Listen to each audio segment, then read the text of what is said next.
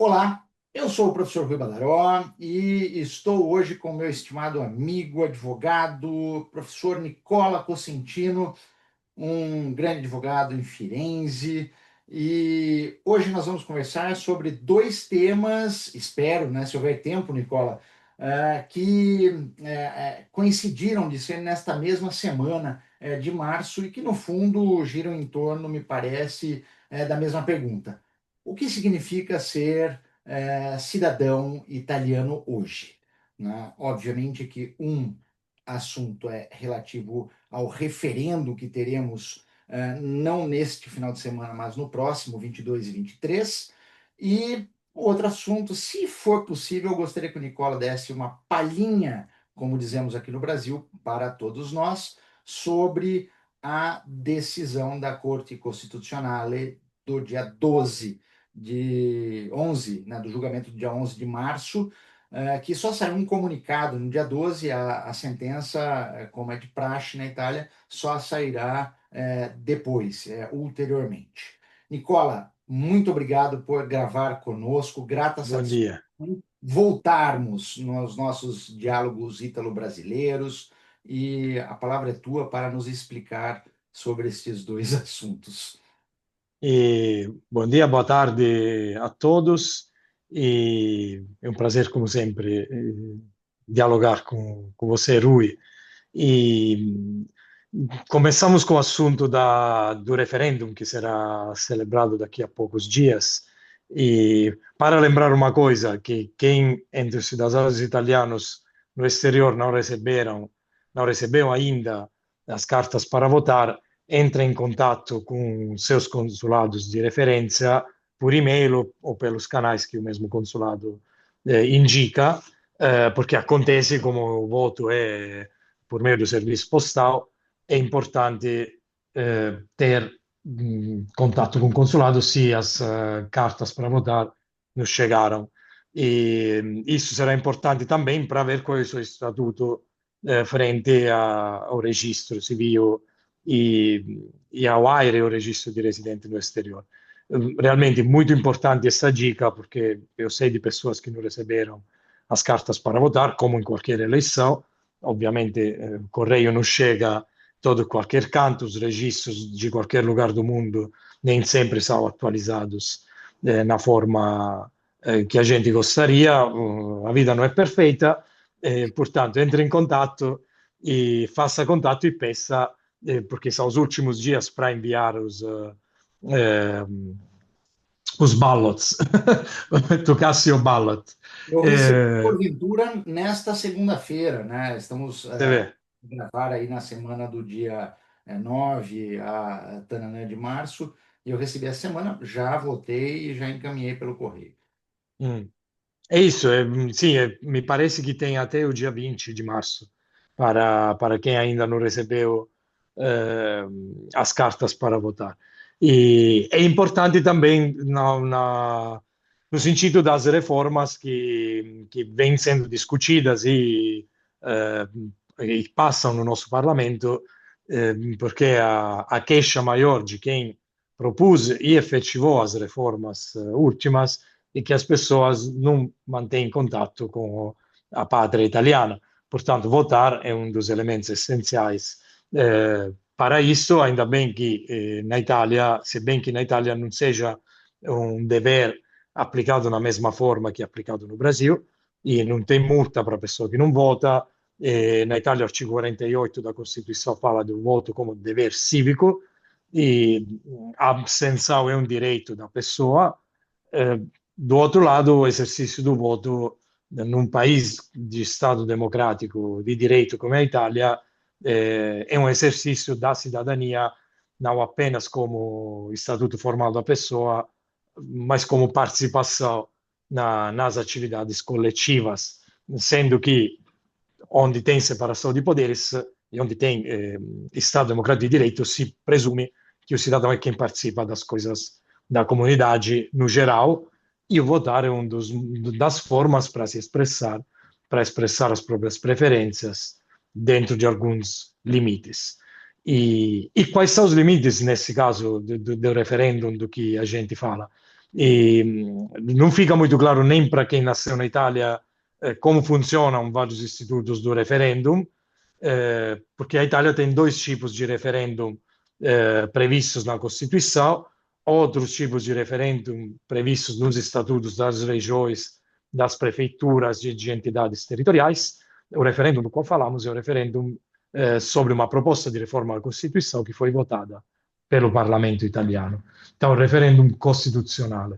Esse referendum se celebra cada vez que o Parlamento votou uma reforma constitucional com uma maioria simples, se a maioria reforçada, com a qual foram aprovadas, por exemplo, outras reformas da Constituição também recentemente, como foi, por exemplo, pela introdução, me parece, em 2013, no artigo 81 da obrigatoriedade do vínculo de bilancio, se chama aqui, ou seja, da obrigatoriedade constitucional pela autoridade pública di passare leis orçamentárias em que seja previsto analiticamente a cobertura financeira da lei, ou a reforma do meio ambiente, em que foi introduzido o princípio da proteção do meio ambiente expressamente na nossa Constituição, que era de 1948, quando, do ponto de vista social e jurídico, não se falava de proteção do meio ambiente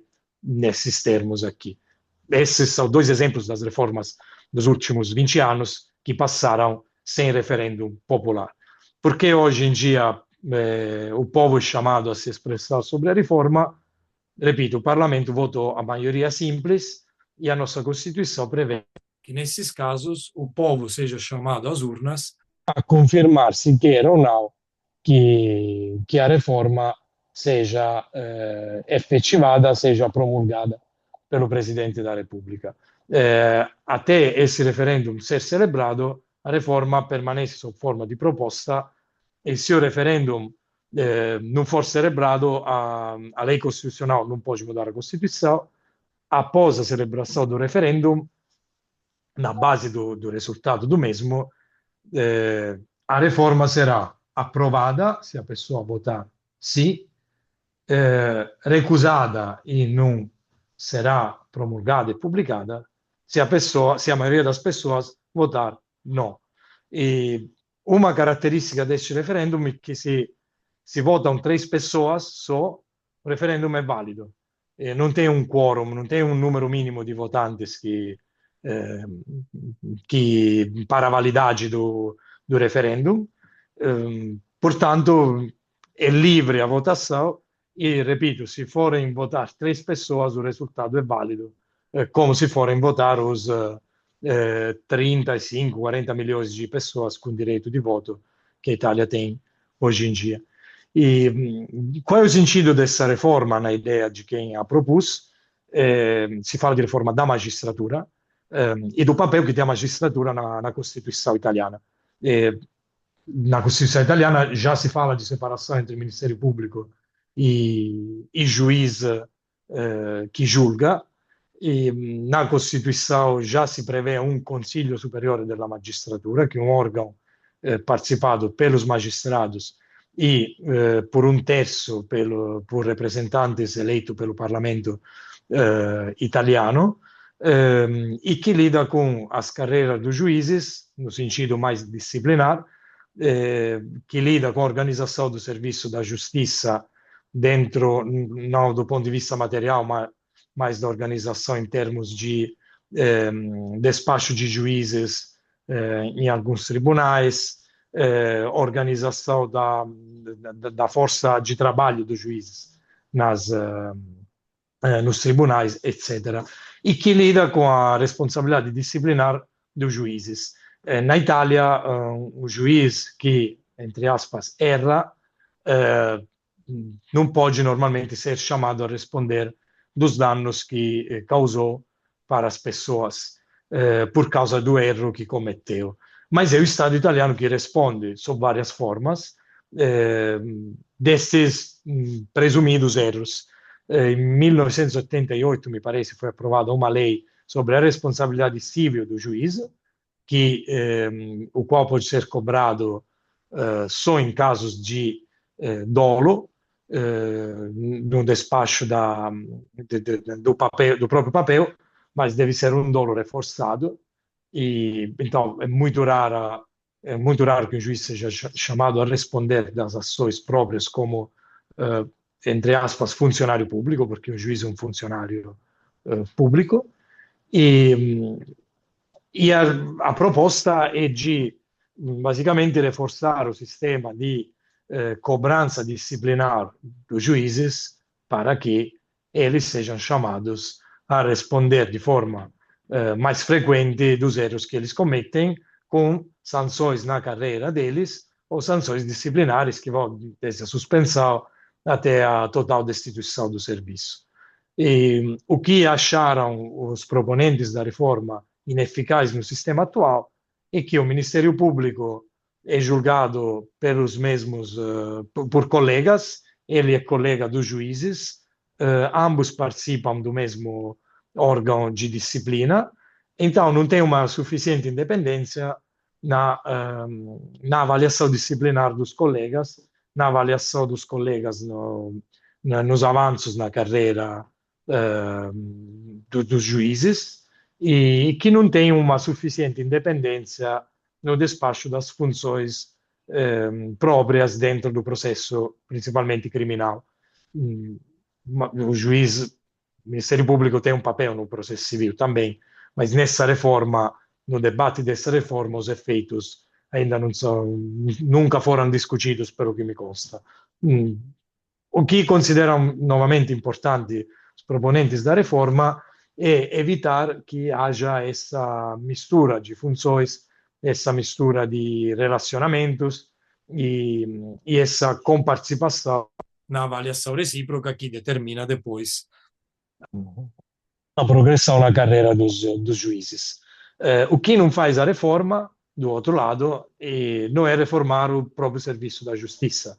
A reforma trabalha sobre os funcionários, não trabalha sobre a organização dos tribunais, não visa a mudança do código, dos códigos substantivos e do processo, não visa, ou pelo menos não vislumbra, e não houve nenhuma proposta de reforma acompanhando a proposta de reforma constitucional, a mudar o ordinamento judiciário, ou seja, a lei que disciplina as carreiras dos juízes, etc. Ou seja, é uma reforma que visa a mudar principalmente a composição dos organismos que avaliam a carreira dos juízes. Repito, não tanto do ponto de vista das responsabilidades frente ao cidadão, porque essa não existe, é o Estado que responde por conta do juiz em caso de danos, mas entre si mesmos e frente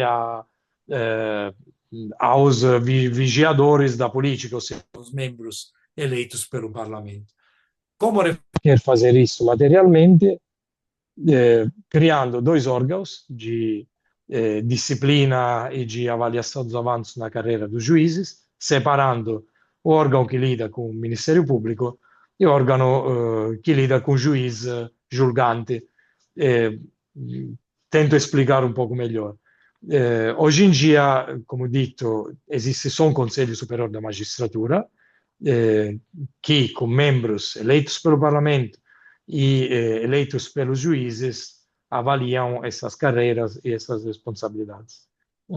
Depois da reforma, será necessária uma lei que efetivará isso, mas esse órgão deveria se dividir em dois órgãos, um que faça isso para os ministérios, para o representante do Ministério Público, e outro faça isso para os juízes julgantes, com participação do poder político. E deveria ser criada uma assim chamada alta corte, que deveria julgar os casos de apelação contra as decisões desses órgãos. As críticas a essa reforma vêm principalmente pelos representantes da oposição política ao governo atual que propôs esta reforma, e muito pelos próprios magistrados italianos que consideram esse um tentativo de submeter o poder judiciário ao poder político de uma forma muito constrangedora. Porque os membros eleitos pela política pelo Parlamento, si fala in composição comum, seja juntamente Senado e Câmara, cresceriam em termos de importância e seriam eleitos e escolhidos. Do outro lado, os membros eleitos pelos representantes do Poder Judiciário, nos três órgãos, seriam sorteados, seriam escolhidos de forma casual, Por sorteio, sem as eleições atuais. por sorteio, Nicola? Por sorteio, sim. Nossa, Entre todos os representantes da categoria. Então, seria uma escolha que não, basicamente não escolheria na base de um interesse ou de uma capacidade em despachar as funções também de avaliação disciplinar, etc., o que requer uma experiência, um estudo, etc., mas escolheria casualmente um dos esses membros. O que é um experimento que parece que existe apenas na Grécia, eu sinceramente não sei, é isso. eh, Não sabe, não não. conheço a ordem judiciária de outros países de Uhum. forma tão aprofundada. A crítica si appunta nisto, ou seja, che a politica seria consciente de quem escolhe lá no órgão e como o órgão é participado de forma conjunta pelos membros das duas ordens, judiciário e legislativo nesse caso, che normalmente è giustamente a maioria parlamentare espresso o governo, então perto, próximo aos governantes. E então seria essa a influência maior da política que os juízes vislumbram e acham que se verificaria em caso de aprovação da reforma, com uma redução da independência da magistratura e uma possível sujeição da magistratura ao poder político. Pessoalmente, a minha análise é eu não tenho acompanhado de forma estremamente dettagliata o debate, então não sei se estou citando opiniões de outrem, mas a minha análise é a seguinte, e parte um pouco da avaliação de como funcionam os grupos de pessoas. Ou seja, hoje em dia os juízes são em torno de 10 mil aqui na Itália, e todos avaliados pelo mesmo Conselho Superior da Magistratura. Dividindo o Conselho Superior em, não sei, 3 mil representantes do Ministério Público e 7 mil julgantes, o número dos avaliados cai. Caindo o número dos avaliados, normalmente em qualquer organização humana, quanto menor o número de avaliados por próprios colegas, tanto menor a independência de quem avalia a condição do próprio colega. Portanto, se a gente avaliar de forma setorial e colegas diretos, não colegas do Poder Judiciário, mas colegas diretos, eu penso que a reforma se contrasta e poderia criar um efeito ainda mais corporativo na tutela de interesses ainda mais corporativos, porque quanto mais você parceliza um grupo, tanto maior a proximidade, tanto menor a tendência humana a julgar negativamente um colega, sabendo que amanhã você poderia ser julgado negativamente por seu colega. Verdade é que entra a política com uma escolha diferente, mas a política não tem necessariamente a percepção do dia a dia e do comportamento de um magistrado nas condições em que ele despacha o próprio serviço. Sim, é verdade que seriam eleitos professores e advogados com grande experiência, etc., pelo menos teoricamente, pelo Parlamento, mas ao mesmo tempo a parte maioritária do órgão seria feita por juízes, o que cria ao meu ver, uma contradição interna da própria reforma. E além das críticas que se podem fazer sobre a sujeição do poder judiciário ao poder. Ao mesmo tempo, outra opinião minha, mas pela qual nem responsabilizo o advogado Nicola, mas aqui fala o cidadão e não o advogado, se possível fosse separar as duas pessoas como uma ilustríssima juíza do STF tem comentado nos dias anteriores, se o cidadão Nicola vê também outras coisas que são eh, que talvez seria mais oportuno ajustar os códigos, como foi feito em 2021, dando muitas maiores garantias ao investigado, por exemplo, na nossa ordem jurídica. Tanto que, por exemplo, em caso de prorrogação das investigações, a pessoa recebe uma notificação, antigamente não acontecia, e outros instrumentos para o investigado intervir desde a fase das investigações no processo, se o problema é de garantias dos direitos individuais, e agir sobre o próprio serviço da justiça, que tem alguns defeitos que nós operadores também contribuímos a criar. Isso não tem nenhuma leniência com os advogados, mas seria possível intervir sem mudar a Constituição nesses pontos em que o sistema não funciona. Por exemplo, e isso a gente tem discutido em outras nossas conversas, a Itália não tem estatísticas judiciárias analíticas sobre nenhuma das áreas do direito italiano. Ovviamente existem, mas não são dados tais que, por exemplo, admitam a possibilidade por um operador do direito conhecer de forma extremamente detalhada quais são as orientações da magistratura sobre determinados assuntos, por exemplo, as sentenças de mérito criminais, mesmo com dados anonimizados, não são publicadas, salvo que apareçam nas bases de dados que a gente utiliza para trabalhar, pagando justamente para as editoras os valores que eles cobram.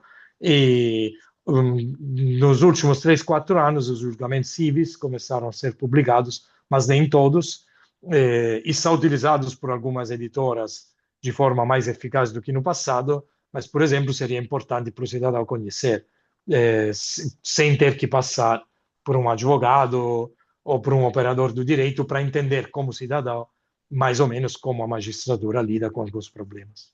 Nicola, permita-me uma parte, porque a tua fala foi bastante elucidativa desde o começo, né, quando você chamou atenção para os italiani all'estero prestarem atenção com relação a receber a documentação para poder exercer o voto. Eu achei isso magnífico.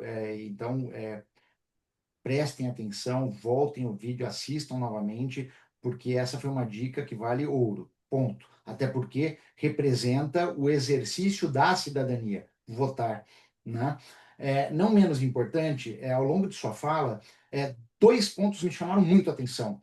Então, os problemas que o cidadão italiano enfrenta, tipo tempo de processual desproporcional, burocracia linguística e procedimental, dificuldade de acesso, às vezes, e efetivação à jurisdição.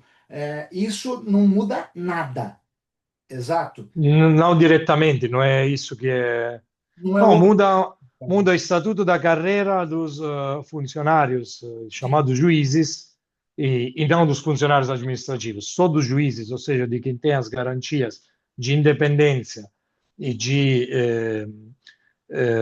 proteção do próprio papel pelos outros poderes, contra os outros poderes, do ponto de vista lógico, no despacho do avanço das carreiras e na avaliação de eventuais responsabilidades disciplinares. Por exemplo, aconteceu o caso de juízes, e falamos de juízes civis e criminais, os juízes administrativos não serão atingidos, os juízes contábeis não serão atingidos, os juízes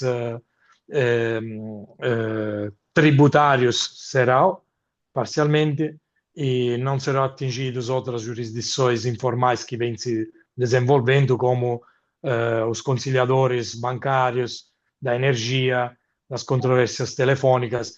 É limitado a uma parte dos funcionários que resolvem controvérsias entre pessoas ou perseguem os crimes, avaliam a responsabilidade criminal das pessoas.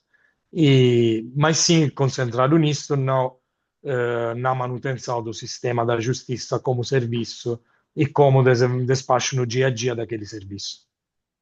Nicola, e você falou, e o segundo ponto, né, do que me chamou a atenção foi com relação àquela questão do sorteio. Então, com a reforma, caso ela seja aprovada, o magistrado deverá escolher no início da carreira e, portanto, de forma irrevogável, Uhum. a função judicante ou a função requirente, né? É isso. E o argumento Sì, central seria, como você disse, garantir a maior imparcialidade do julgador. Ok, sì, eu entendi esatto. e aqueles que nos acompanham entenderam também. Mas eu estava a ler um texto do Enrico Grosso, né, Mhm, e ele comentava que a elevada taxa de absolvições no mhm, sistema italiano hoje evidencia que o juiz ele já opera como um terceiro sì. imparcial e sem deferência automática a órgão de acusação e etc. E eu tenho Mhm, uma preocupação, né, com relação ao risco dessa separação hoje, que introduz, e eu penso por uma outra perspectiva, por uma outra natureza. Veja se o meu raciocínio está certo com base no que você falou.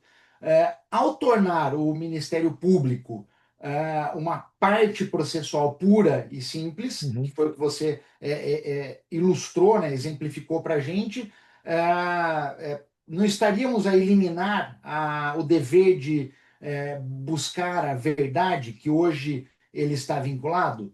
E a segunda pergunta esse membro do Ministério Público não passaria a ser, sei lá, um super policial? Ponto de interrogação. Eu tenho uma visão um pouco mais ampla dessas coisas, ou seja, para mim seria também diferente que o Ministério Público seja ou não um órgão de um governo, um órgão judiciário. Digo uma coisa bastante extrema, para quem? Porque primeiro são as garantias de independência de- desse magistrado ou super policial que seja, que não dependem necessariamente do estatuto do funcionário. Ou seja, qualquer funcionário aplica leis e tudo funciona dentro de um sistema que tenha garantias de que a lei é formada com uma boa qualidade, que o sistema de aplicação da lei é regido por uma administração racional, ainda que eficiente e economicamente eficaz, etc. E que non seria un scandalo para mim, por exemplo, se o Ministério Público fosse um órgão do governo, simplesmente um promotor Uhum.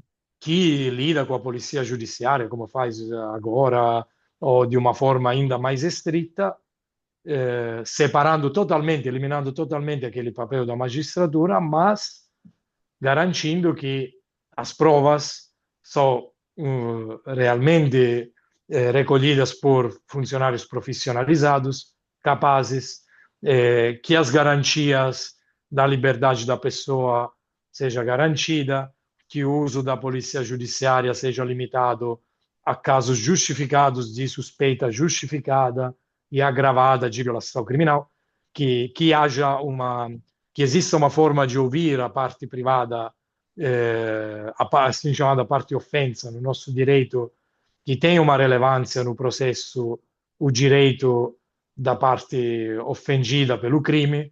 além, porque ainda hoje não tem uma relevância direta, a parte que entra como danificado no processo criminal é sujeita ao andamento do processo criminal quase totalmente, é a primeira parte que se expressa, mas é a última eh, que tem direitos e depende de uma avaliação do juiz criminal, que depois manda para o processo civil o ressarcimento dos danos, na maioria dos casos, causados pelo crime, ou seja, tem o risco que você veja ressarcido um dano econômico que você se ofereceu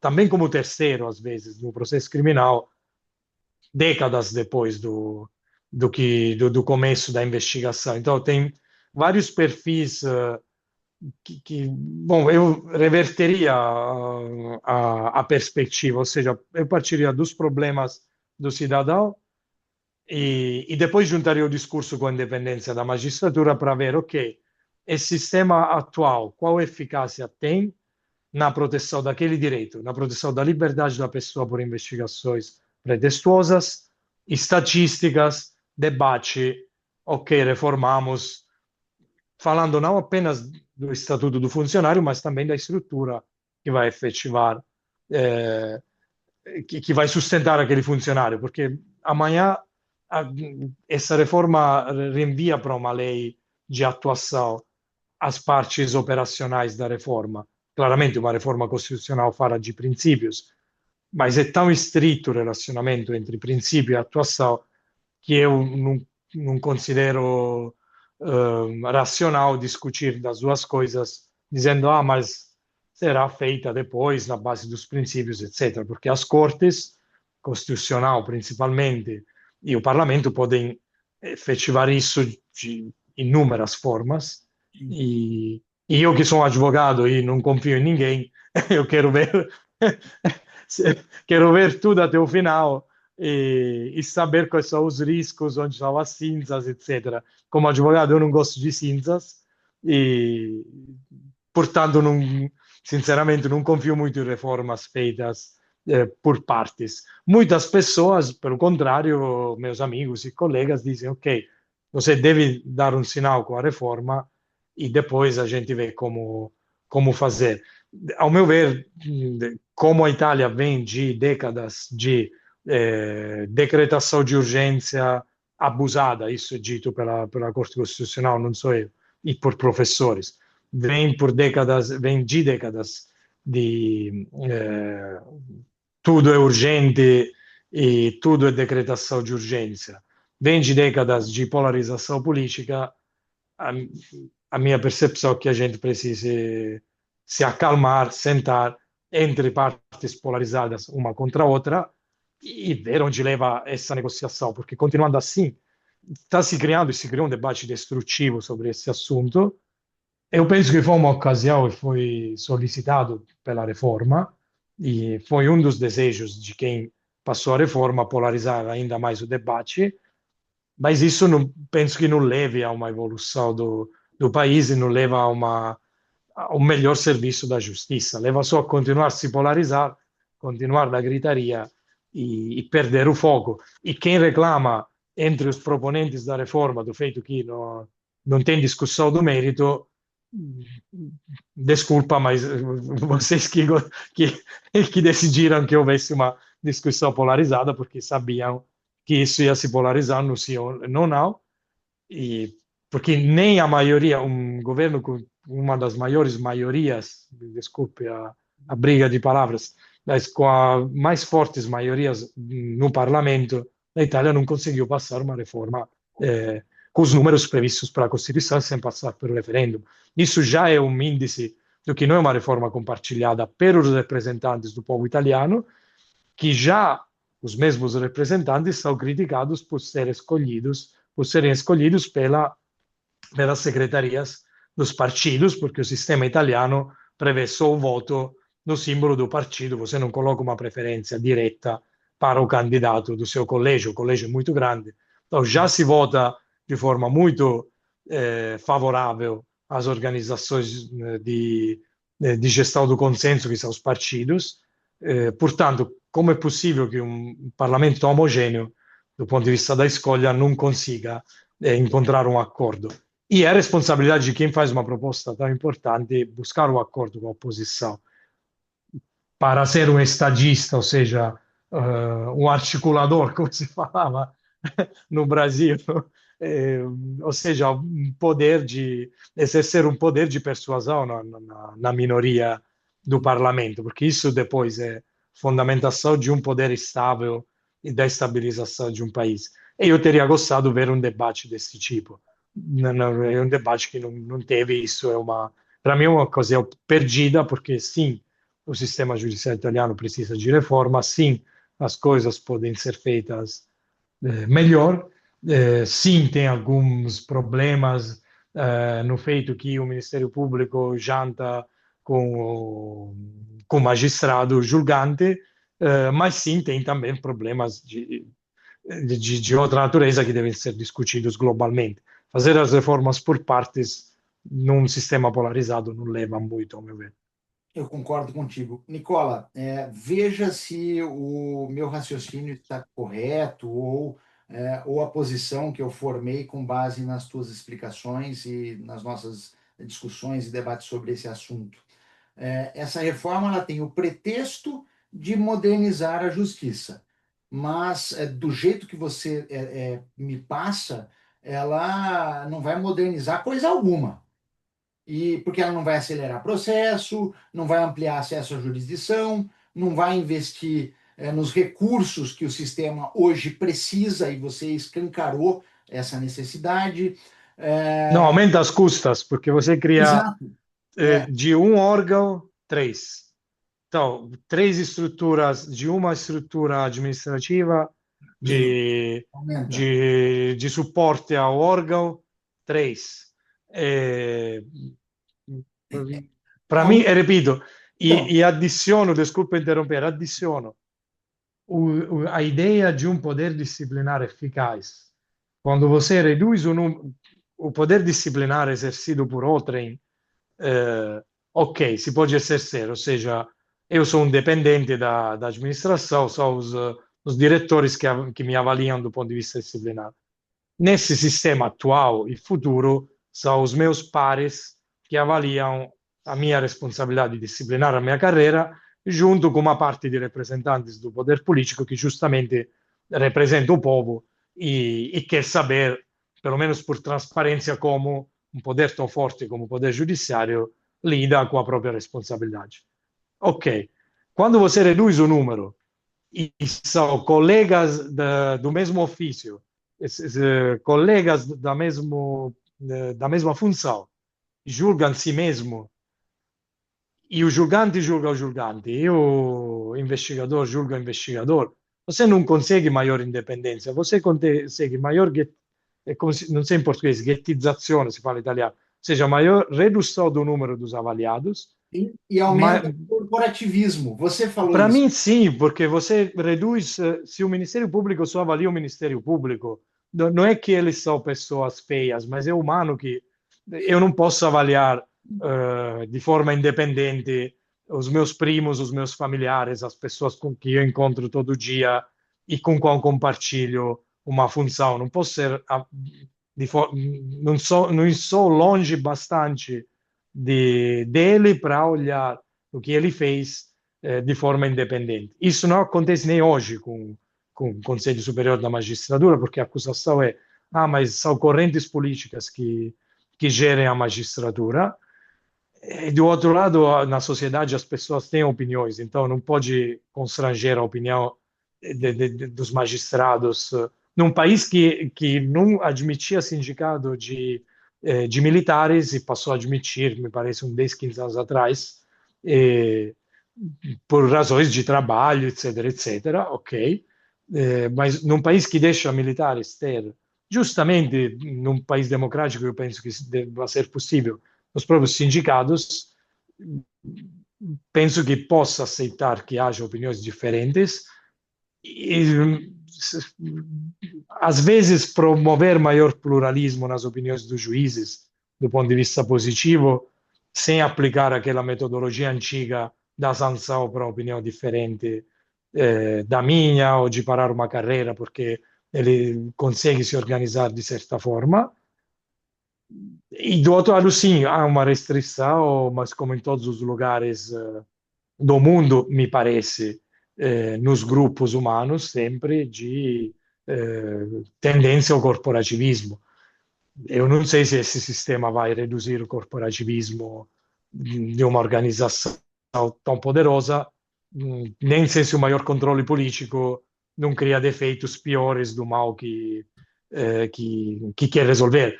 Não será um controle político constrangedor, não terá o oficial do governo dentro